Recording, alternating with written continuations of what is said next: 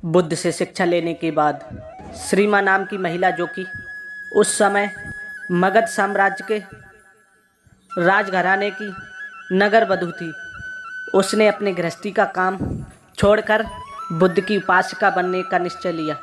श्रीमा राजघराने की सबसे सुंदर और अमीर स्त्री थी, लेकिन उसने अपना सारा समय बौद्ध संघ की देखरेख में, भिक्षुओं की आज्ञा पालन और दूसरे अच्छे कामों में लगाना शुरू कर दिया।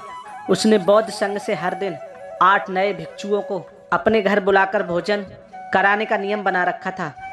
उसने 8 निमंत्रण पत्र बनवा रखे थे, जिन्हें भोजन करने के बाद पुराने भिक्षु संघ पहुंचते ही नए भिक्षुओं को दे दिया करते थे। इस तरीके से हर दिन नए 8 भिक्षु उसके यहाँ भोजन करने आते थे। श्रीमा भोजन करने आए भिक्षुओं को अपने हाथों से भोजन परोसती और उन्हें उचित आदर और सम्मान देती। भोजन सबके लिए पर्याप्त और बहुत ही स्वादिष्ट हुआ करता था।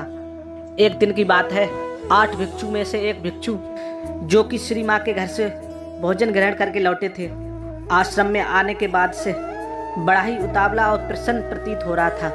तो आश्रम के अन्य भिक्षुओं ने श्रीमा के घर के भोजन के बारे में पूछा। उस प्रसन्न में भिक्षु ने कहा, भोजन सबके लिए पर्याप्त मात्रा में था और भोजन का स्वाद ऐसा था जिसकी तुलना ही न की जा सके। इससे स्वादिष्ट भोजन आज से पहले कभी नहीं खाया था। लेकिन वहाँ की सबसे महत्वपूर्ण और न भूलने वाली चीज थी उनके मालिक श्रीमा एक अद्भुत सुंदरी है।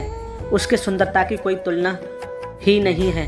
वह एक बहुत ही आकर्षक सौम्य स्त्री है, जो किसी का भी मन मोह लेती है। सारी बातें वहीं खड़ा एक जवान भिक्षु भी सुन रहा था। उस जवान भिक्षु के श्रीमा के प्रति बहुत ही आकर्षण पैदा होने लगे। उसने सोचा, असल में वह इन भिक्षुओं के बातों में ही इतनी सुंदर लग रही है, तो वह असल में कितनी सुंदर होगी। उसके मन में श्रीमा की सुंदरता अलग अलग तस्वीरें उभरने लगी। वह उस स्त्री के प्रेम में पड़ चुका था, जिससे वह अभी तक मिला भी नहीं था। उसने पता लगाना शुरू कर दिया श्रीमा के घर भोजन के लिए कैसे जाया जा सकता है। बहुत प्रयास करने के बाद उसने एक भिक्षु से अगले ही दिन का निमंत्रण पत्र प्राप्त कर लिया, क्योंकि वह श्रीमा के लिए एक दिन का भी इंतजार नहीं कर सकता था। वह उस रात ठीक से सो भी न सका, क्योंकि वह पूरी रात श्रीमा के बारे में ही सोचता रहा। लेकिन उसी दिन अचानक श्रीमा बहुत बीमार पड़ गई। वह अपने सारे गहने और सजावट की वस्तुएं उतारकर बिस्तर पर सोने चली गई। इसलिए वह प्रेमी युवा भिक्षु श्रीमा के घर पहुंचा तो नौकरों ने उसका स्वागत किया और उसे भोजन परोसा। यह देखकर उस युवा भिक्षु को बहुत ही क्रोध आया और वह अंदर ही अंदर बहुत दुखी हुआ। जब श्रीमा को पता चला कि भिक्षु भोजन के लिए बैठ गए हैं, तो उसने उनके प्रति अपना सम्मान जताना चाहा। उसने अपने नौकरों से कहा, भोजन कक्ष तक पहुंचने में मेरी मदद करो। नौकरों की मदद से दर्द में कराहती श्रीमा धीरे धीरे चलते हुए भोजन कक्ष में पहुंच गई। वह पसीने से लथपथ थी और उसका पूरा शरीर बुखार से कांप रहा था। वह हाथ जोड़कर घुटनों के बल भिक्षुओं के सामने जाकर बैठ गई। उसे देखकर उस युवा भिक्षु ने मन ही मन कहा, इतनी बीमार होने के बावजूद भी यह कितनी सुंदर और आकर्षक है। सोचो, यह बीमार ना होती और सारा श्रृंगार करके आती तो कितनी सुंदर लगती। अपनी वासना के वशीभूत होकर उस बौद्ध भिक्षु ने बिना एक भी कौर खाए हुए अपनी भिक्षा पात्र को बंद कर दिया। भोजन समाप्त होने के बाद वह अपने भिक्षा पात्र को हाथ में लिए झूमता हुआ आश्रम वापस आ जाता है। आश्रम पहुंचकर भी वह भिक्षा पात्र को नहीं खोलता और उसे एक कोने पर रखकर अपने बिस्तर पर लेट जाता है। उसके दिमाग में हर समय सिर्फ श्रीमा का खूबसूरत चेहरा ही घूम रहा था, जो उसने भोजन कक्ष में देखा था। वह उसके बारे में जितना सोचता, वह उतनी भी सुंदर होती जा रही थी। उसके कुछ मित्र भिक्षुओं ने उसे भोजन कराने का प्रयास किया, लेकिन वो सभी असफल रहे। भयानक बुखार की वजह से उसी रात श्रीमा की मृत्यु हो गई। जब मगध सम्राट बिंबिसार को श्रीमा की मौत की खबर मिली, तो उन्होंने तुरंत बुद्ध को संदेश भेजा, हे बौद्ध, तथागत आपकी प्रिय शिक्षिका श्रीमा अब इस दुनिया में नहीं है। बुद्ध ने सम्राट भीम को वापस संदेश भेजा, मृत शरीर को जलाया न जाए, बल्कि उसे बड़े से मैदान में संभाल कर रखा जाए, ताकि चील, कौवे और दूसरे जानवर शरीर को नुकसान न पहुंचा सके।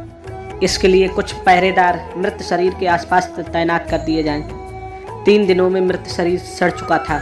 शरीर के फूलने की वजह से चमड़ी फट गई थी और उसमें से कीड़े निकलने, आसपास का सारा वातावरण दुर्गंध में हो गया था। बुद्ध के कहे अनुसार सम्राट बिंबिसार ने पूरे नगर में ये घोषणा करवा दी कि कल सुबह राजगृह के सभी युवा पुरुषों को श्री मां के शरीर का अंतिम दर्शन कर लें। राज मैदान पर पहुंचना है और जो भी व्यक्ति इस आदेश का पालन नहीं करेगा उस पर 8 सोने के सिक्कों का जुर्माना लगाया जाएगा। दूसरी तरफ उस युवा भिक्षु ने पिछले 4 दिनों से कुछ भी नहीं खाया था। उसके भिक्षा पात्र में रखा हुआ भोजन पूरी तरह से सड़ चुका था और उसमें से कीड़े निकल रहे थे। उस भिक्षु का एक मित्र उसके पास आया और बोला, मित्र, बुद्ध श्री मां को देखने के लिए जा रहे हैं। श्री मां शब्द की आवाज़ कान पड़ते ही उस भिक्षु के अंदर अचानक से ऊर्जा लौट आई और वह तुरंत उठकर खड़ा हो गया। उसने अपने भिक्षा पात्र में से सड़ रहे भोजन को बाहर फेंका और उसे अच्छी तरह से साफ। जब वह भिक्षा पात्र से भोजन को फेंक रहा था तब उस भोजन से निकलते हुए कीड़ों की तस्वीर उसके मन में गहराई से बैठ गई। भिक्षा पात्र साफ करने के बाद वह भी बाकी भिक्षुओं के साथ राज मैदान को चल पड़ा। राज मैदान पर युवाओं की भीड़ पहले से ही इकट्ठा हो रखी थी। वीडियो में आगे बढ़ने से पहले हमारे YouTube चैनल को सब्सक्राइब कर लें ताकि आपको ऐसी ज्ञानवर्धक और आपके मुश्किल समय में यह हमारी सीख काम आ सके। चलते हैं कहानी की ओर। बुद्ध अपने भिक्षुओं के साथ एक तरफ और बैठ गए, दूसरी ओर सारी भिक्षुणी बैठ गई। एक और सम्राट बिंबिसार अपने मंत्रियों और सैनिकों के साथ बैठ गए और उनके ठीक सामने नगर के सारे युवा और पीछे की तरफ जनता बैठी हुई थी जो बुद्ध में आस्था रखते थे। राज मैदान पूरी तरह से शांत और गंभीरता से भरा हुआ था। तभी वहां की शांति को भंग करते हुए बुद्ध ने प्रश्न किया, सम्राट, इस सामने पड़ी मृत स्त्री कौन है? सम्राट ने उत्तर दिया, श्री मां जीवाका की बहन और राजगृह की नगर वधू। यह सुन बुद्ध ने कहा, श्री मां राजगृह की नगर वधू? बुद्ध ने कहा, अभी सच्चाई का पता लगाते हैं। बुद्ध ने थोड़ा ऊंची आवाज में कहा, आप में से जो भी व्यक्ति 1000 सोने के सिक्के देगा वह श्री मां के साथ एक रात बिता सकता है। इतना कहकर बुद्ध भीड़ की तरफ देखने लगे। एक भी व्यक्ति ने अपना हाथ नहीं उठाया। बुद्ध ने फिर कहा, 500 सोने के सिक्के। अब भी सभी चुप थे। 100 सोने, किसी की कोई प्रतिक्रिया नहीं थी। 50 सोने के सिक्के, बस चारों तरफ सन्नाटा था। सिर्फ 1 सोने का सिक्का, लोगों की कोई प्रतिक्रिया नहीं थी। अंत में बुद्ध ने कहा, मुफ्त में। अभी भी किसी ने कोई इच्छा नहीं की। बुद्ध ने कहा, देखा भिक्षुओं, ये वही स्त्री है जो 4 दिन पहले नगर की हर पुरुष की चाहत थी। सब इसे अपनी इच्छा पूर्ति का साधन समझते थे। इसके साथ एक रात बिताने के लिए हजारों सोने के सिक्के देने के लिए तैयार रहते थे। एक दूसरे को मरने मारने के लिए तैयार रहते थे। लेकिन आज उसी नगर में उसी स्त्री के शरीर को कोई मुफ्त में लेने को भी नहीं तैयार है। यही हर इंसान के शरीर के साथ होता है। हमारा यह शरीर अल्पकालीन और नाशवान है।